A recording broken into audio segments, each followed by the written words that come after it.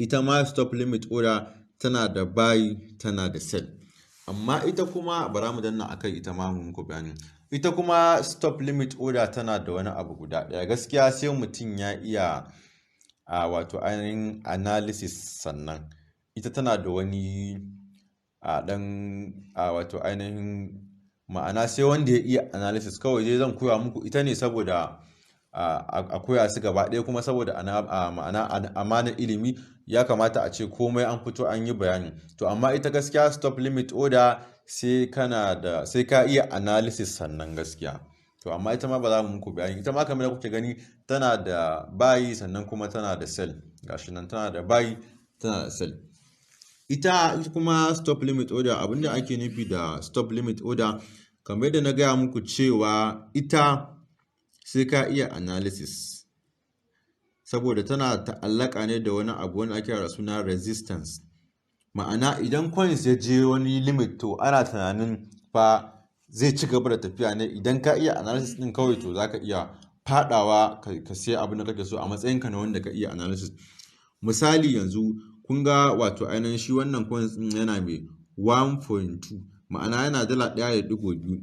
to saboda kai ka iya analysis din sai ka zo ka ce kai kana so idan wannan coins din ya kai 1.4 a sai maka, ko kuma me idan ya kai me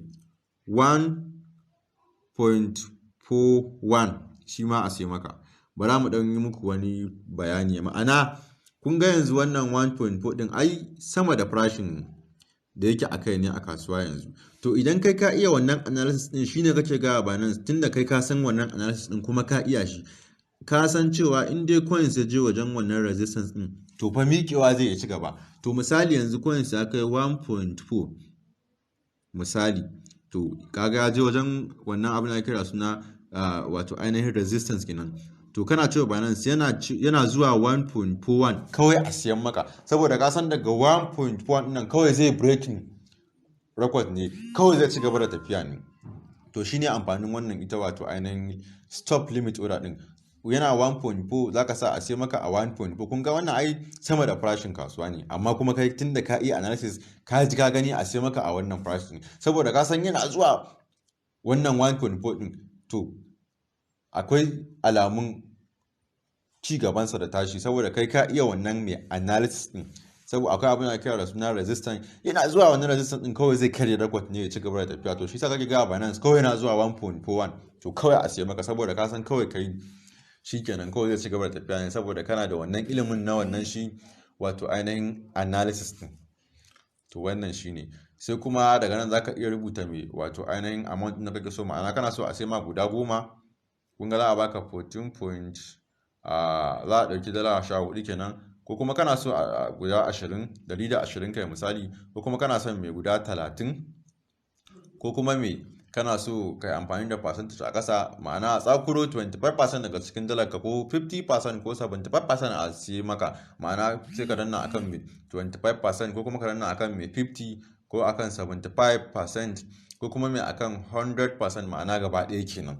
To wannan shine yadda ake amfani da stop limit order. Allah ya sa an gane abin da ake nufi. Amma ita wannan stop limit order din gaskiya sai mutum ya iya analysis, kamar yadda nake ta faɗa, sai mutum ya iya analysis. Sai kuma wato ainihin sell ɗinta, ita ma tana da sell tana da buy. To tunda mun koya muku buy, bara mu koma bangaren sell. Ma'ana kana so ka sai da coins ɗinka akan me, akan stop limit order. Misali coins ɗinka kana so ka sai da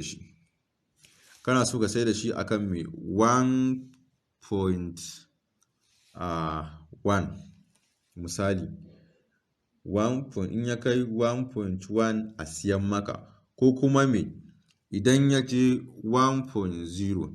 abinda ya sa kuka ga shi stop limit order ana sa guda biyu, ma'ana kai ka ce idan ya kai wannan 1.1 din to zai iya ma'ana yin ƙasa da haka. To yana yin ƙasa da haka to kawai kai ka nuna Binance kawai to a fitan maka, ma'ana ka fita da kasuwancin kawai a siyan maka a haka ma.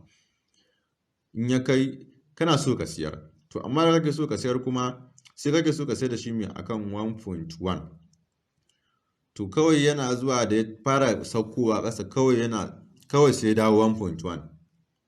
to kawai kai in ya zo 1.1 sai kake ga Binance kai ka haƙura kawai a siyan maka a 1.1 din, saboda zai iya zuwa ya wuce 1.1 din ya kasa da ka faɗi. To shi sa ka ce Binance in ya kai 1.1 a siyan maka, ma'ana a siya maka da wato ainihin coins ɗinka, ko kuma me in ya zo 1.0 ma'ana irin ya yi wawa tawo wannan ko ya yi wawa faɗuwa, to in dai zai wannan wawa faɗuwa to yana zuwa 1.0, saboda da akwai alamun ya yi ƙasa da wannan 1.0 to yana zuwa wannan 1.0 din kawai a siyan maka.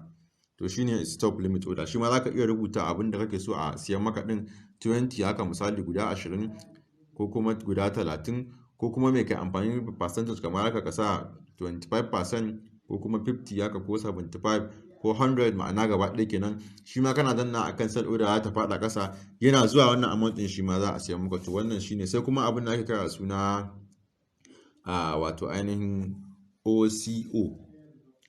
OCO kenan.